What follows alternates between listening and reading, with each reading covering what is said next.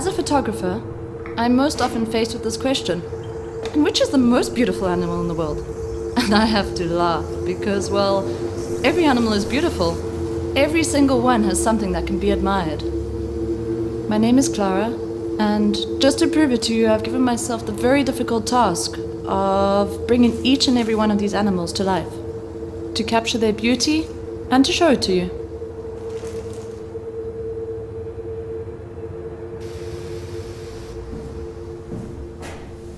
So, this is a tape cassette from the 20th, 21st century. One of my favorite forgotten classics. Let's try. A group called ABBA.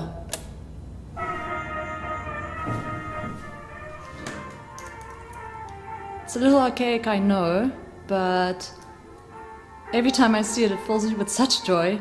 I often imagine it as a little animal in itself. Its beautiful nose, its little eye, every aspect. It's just perfect. The funny thing is actually that I found it in the rubbish bin. And if you come over here, I'll show you one of my first pictures.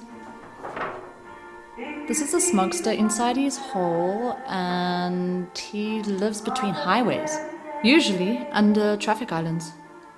And you can see how perfectly adept he is. It's unmistakable. His snout operates like a filter. I want to show you something. This I really pride myself on, actually. It's something I'd like to call my string of fame. This is where I place all the beautiful creatures I take pictures of. So first, let's get to it. This is the nuclear mozzie, and in my eyes it's incredibly beautiful. It's honestly as if he's just flown out of a fairy tale. The shining hue, it's incredibly strong, the color. Therefore, it is better to take pictures of them at night, as it actually means that you can see them flying towards you or away from a kilometer's distance. This one over here, you should know, the flat frog, they are best photographed when on the move. Look how beautiful their pattern-top skin is. It's really funny, every time I'm with them in their environment, it reminds me of a song that we used to sing when we were kids, and it goes something like, Frog went according and he did right, Froggy went according and he did right, sword and pistol by his side, This is what is known as the crow drone. I don't know why, but many people don't actually find it that attractive. The beak. Look at the sharpness. Let's bring this closer. You can see how the beak is perfectly created, resembling a projectile. And one of my diamonds from the collection, the scrapoon.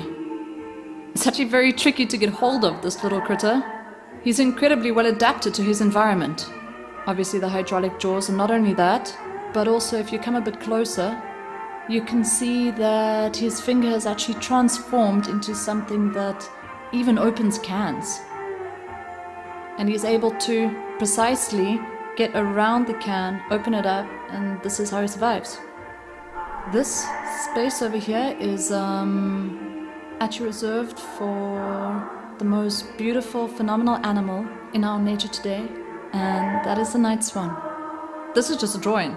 This is just something that I sketched up from images that I've seen and I've been able to put together. So that's what the spot is waiting for.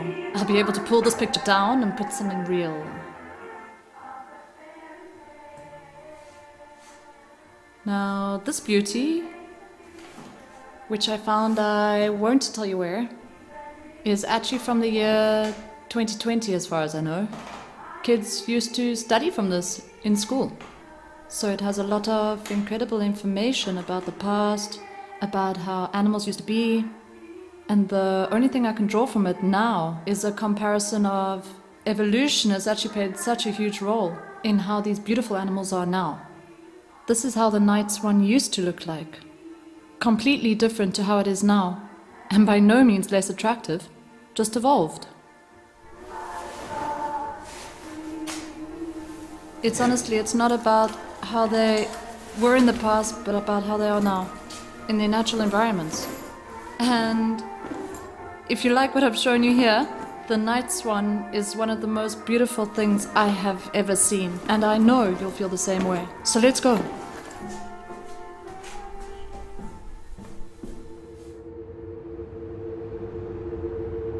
The moment I love most is when I leave the environment of my own home and actually go out into nature. Just for a moment to get away from the city, the industrialization, the people, the cars, the noise.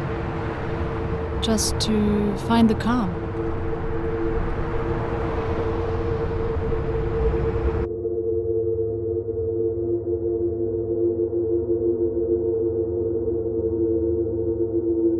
I'm happy that such a place still exists.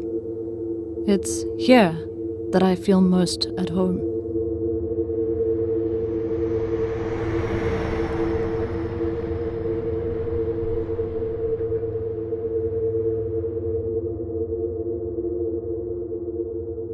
A walk in nature draws energy from the trees. Our ancestors did it too, thousands of years before us. I believe that trees communicate with each other. It's enough just to squint your eyes and listen.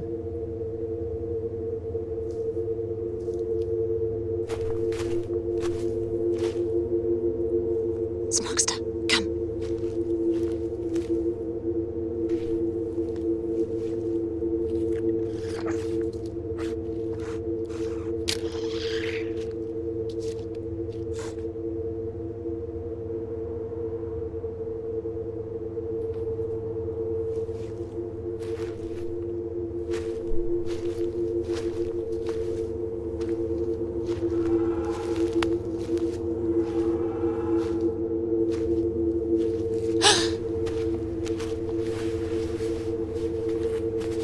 Check this out. Night swan drop-ins. Perfect. They must be close by. Generally, they like to eat clams, but clearly they have no problem with plastic. Just shows you how well adapted they are. Let's go.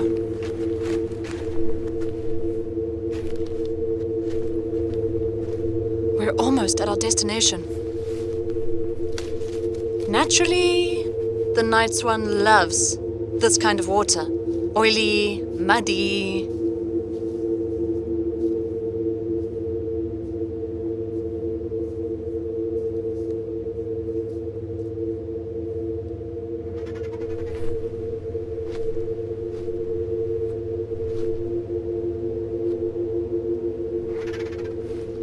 Wow!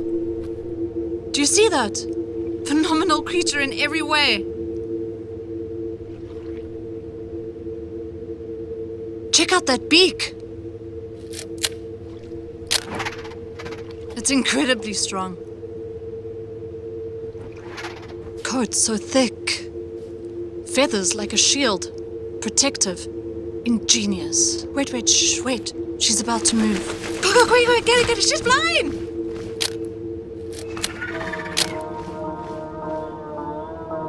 My collection is now complete.